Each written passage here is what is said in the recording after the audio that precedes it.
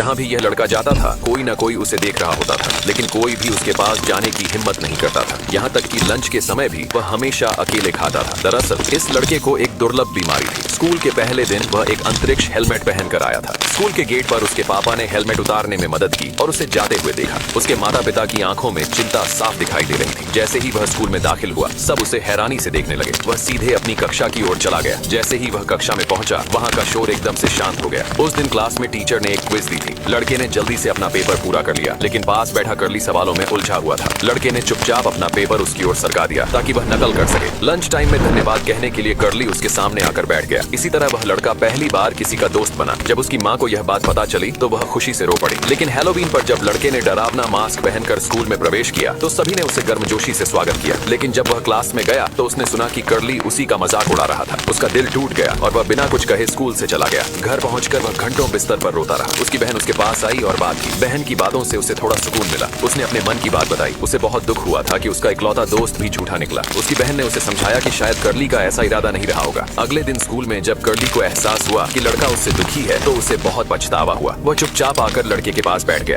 Class के बाद जब एक गुंडे ने पूछा कि वह उस राक्षस के साथ क्यों बैठा है तो कर्ली ने बिना सोचे समझे उसे मुक्का मार दिया। दोनों में झगड़ा हो गया। वे जमीन पर गिर पड़े और टीचर ने आकर उन्हें अलग किया। कर्ली टीचर की गोद में फूट फूट कर रोने लगा। ये देखकर लड़के ने उसे माफ कर दिया और वे फिर से दोस्त बन गए। बाद में स्कूल की एक ट्रिप के दौरान जब वे जंगल में गए तो कुछ बड़े बच्चों ने लड़के का मजाक उड़ाया। कर्ली ने उनका सामना किया, लेकिन उसे धक्का देकर गिरा दिया गया और उसका सिर बुरी तरह से चोटिल हो गया। तभी वह लड़का उसके सामने खड़ा हो गया। उसने अपनी मुट्ठी भींच ली और डट कर खड़ा रहा। उसी वक्त बाकी सहपाठी भी वहां आ पहुंचे और बिना डरे उस बदतमीज लड़के को पकड़कर नीचे गिरा दिया। फिर सब मिलकर वहां से भाग निकले। सभी ने उस लड़के की बहादुरी की तारीफ की। वह लड़का भावुक हो गया। एक एक करके सब उसके पास आए, उसके कंधे पर हाथ रखा, उसे प्यार दिया और ढाढ़स बंधाया। उस पल में पहली बार उसे लगा कि वह सबका अपना है। क्या आप ऐसे लड़के से दोस्ती करना चाहोगे?